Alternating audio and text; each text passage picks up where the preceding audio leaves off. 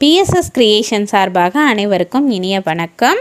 இன்னைக்கு கல்கி ரா கிருஷ்ணமூர்த்தி அவர்கள் எழுதிய சிவகாமியின் சபதத்தில் 3வது பாகத்தில் வரக்கூடிய 36வது அத்தியாயத்தை பார்க்கலாங்க. தலைப்பு சத்ருக்னன் வரலாறு. வாசற்படியில் மாமல்லர் வந்து நின்றதை சத்ருக்னனும் ஆயனரும் கவனிக்கவில்லை. அவ்வளவுக்கு தங்களுடைய பேச்சில் அவர்கள் ஆழ்ந்திருந்தார்கள்.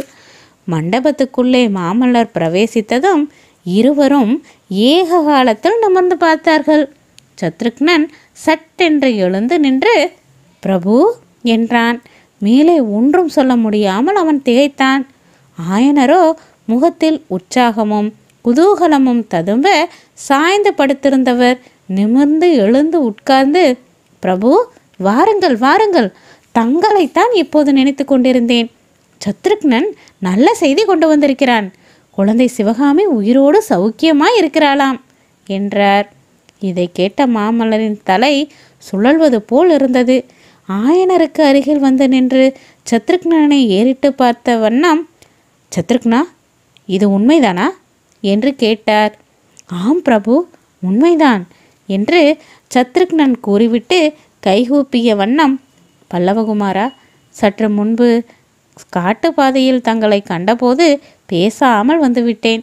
அதற்காக மன்னிக்க வேண்டும். திடீரென்று தங்களை பார்த்ததும் பேச கூச்சமாய் இருந்தது என்று பணிந்த குரலில் கூறினான்.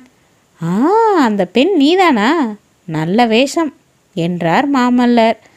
ஆமாம், நானும் கூட சற்று முன்பு திகைத்து போய்விட்டேன். பெண் பிள்ளை வேஷம் எவ்வளவு நன்றாய் இவனுக்கு பழித்திருக்கிறது.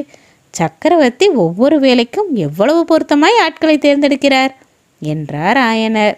மாமல்லர் மெல்லிய குரலில், சக்கரவர்த்தியின் சாமர்த்தியத்தை நீங்கள் தான் வச்சிக்கொள்ள வேண்டும் என்று முணுமுணுத்து கொண்டார்.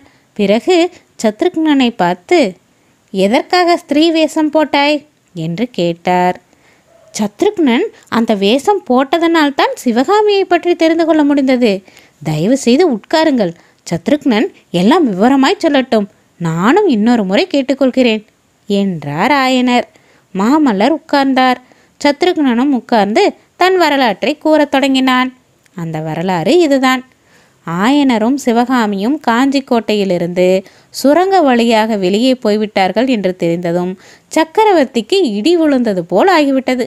உடனே தாமும் கோட்டைக்கு வெளியே போக தீர்மானித்து படைகளை ஆயத்தம் செய்யும்படி கட்டளையிட்டார். பிறகு என்னை தனியாக கூப்பிட்டு, சத்ருக்னா, நீ இதுவரையில் பல்லவ சாம்ராஜ்யத்துக்கு எத்தனையோ சேவைகள் செய்திருக்கிறாய். ஆனால் அவை எல்லாவற்றையும் காட்டிலும் முக்கியமான சேவை இப்போது செய்ய வேண்டும். மாமல்லன் மட்டும் இப்போது இங்கே இருந்திருந்தால் நானே அந்த வேலையை மேற்கொள்வேன். பல்லவ குலத்தின் மானத்தை காப்பதற்காக நான் இப்போது போருக்கு புறப்பட வேண்டியிருக்கிறது.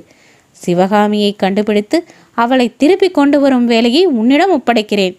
சிவகாமியை மீட்டு கொண்டு வர முடியாவிட்டால் அவளை பத்திரமாக பாதுகாக்க வேண்டும் என்று கட்டளையிட்டார். இதை கேட்டு நான் திகைத்து போனேன்.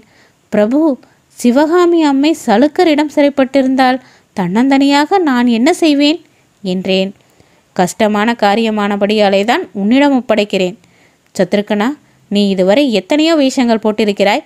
அவை எல்லாவற்றையும் விட உனக்கு நன்றாக பழிக்கக்கூடிய வேஷம் ஒன்று இருக்கிறது. அது பெண் வேஷம்தான் என்றார். சக்கரவர்த்தியின் கருத்தை நான் உடனே தெரிந்து கொண்டேன். சற்று முன் பார்த்தீர்களே, அம்மாதிரி வேஷம் தரித்து கொண்டு காஞ்சியை விட்டு கிளம்பி முதலில் இந்த வீட்டுக்கு வந்து சேர்ந்தேன். நான் வரும் சமயத்திலேதான் இவரை ஸ்மரணையற்ற நிலையில் இந்த வீட்டுக்குள்ளே கொண்டு வந்தார்கள். இவரோடு சிவகாமி தேவி வரவில்லை. எனவே தேவி சலுக்கரிடம் சிறைப்பட்டுத்தான் இருக்க வேண்டும் என்று தீர்மானித்து கொண்டு புறப்பட்டேன். காஞ்சி கோட்டையை சுற்றி சென்றேன். சலுக்க ராட்சதர்களின் கூக்குரல் கேட்ட இடங்களிலெல்லாம் மறைந்திருந்து கவனித்தேன். கடைசியில் காஞ்சிக்கு வடமேற்கே ஒரு பெரிய சலுக்கர் படை வடதிசையை நோக்கி புறப்பட்டு கொண்டிருந்ததை பார்த்தேன். அந்த பெரும் கும்பலுக்கு மத்தியிலிருந்து ஸ்திரீகள் புலம்பி அழும் சத்தம் கேட்டுக்கொண்டிருந்தது. இன்னும் அருகில் சென்று பார்த்தபோது அவ்வாறு ஓலமிட்ட ஸ்திரீகள் நம் கிராமங்களில் சிறைப்பிடிக்கப்பட்டவர்கள் என்று தெரிந்தது. அந்த பெண்களுக்கு நடுவே பல்லக்கு ஒன்றும் காணப்பட்டது. அதில் இருந்தவர் சிவகாமி தேவிதான் என்று தெரிந்து கொண்டேன். சற்று நேரத்துக்கெல்லாம் நான் தலைவிரி கோலமாய் ஓ என்று ஓலமிட்டு கொண்டு அந்த படையை நோக்கி ஓடினேன். பின்னால் என்னை யாரோ துரத்தி வருவது போல பாசாங்கு செய்து திரும்பி திரும்பி பார்த்து கொண்டு ஓடினேன். சலுக்கர்கள் வந்தாயா, வா வா என்று பரிகாச குரலில் கூறிக்கொண்டு என்னை அழைத்து போய் மற்ற சிறைப்பிடிக்கப்பட்ட பெண்களுடனே சேர்த்து விட்டார்கள். சற்று நேரம் மற்ற பெண்களைப் போல் நானும் ஓலமிட்டு கொண்டிருந்தேன்.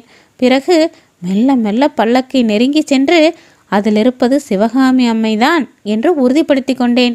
சிவகாமியை அவ்வளவு மரியாதையுடன் அழைத்து போன காரணத்தையும் ஊகித்து அறிந்தேன்.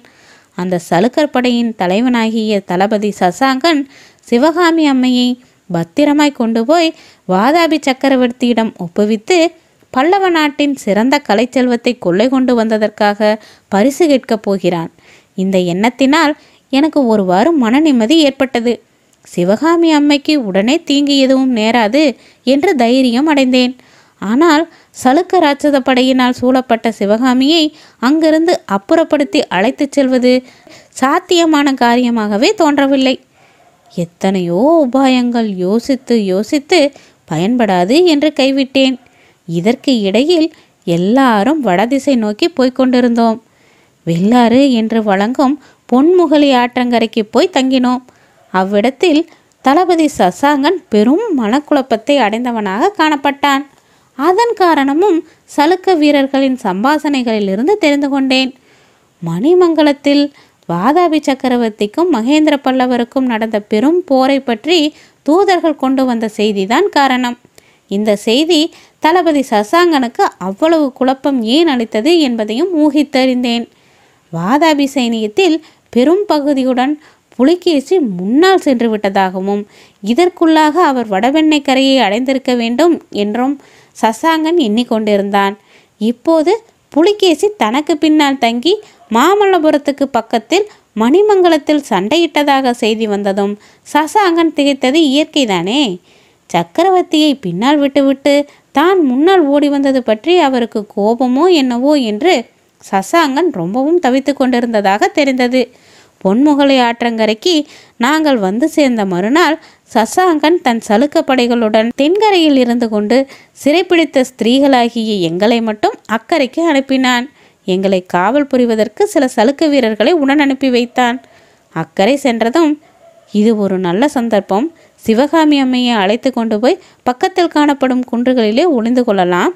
காவலர்கள் சிலர்தான் இருப்பதால் அவர்களுக்கு தெரியாமல் இரவு நேரத்தில் தப்பிச் செல்லலாம் என்று தீர்மானித்தேன். அன்று இரவு எல்லோரும் தூங்க எத்தனம் செய்த சமயத்தில் நான் சிவகாமி அம்மையின் அருகில் இருக்கும்படி ஏற்பாடு செய்து கொண்டேன். மற்ற பெண்கள் எல்லாரும் தூங்கிய பிறகு பிராகிருத பாஷையில் என்னை இன்னார் என்று தெரிவித்து கொண்டேன். சிவகாமி முதலில் பெரிதும் ஆச்சரியமடைந்தார்.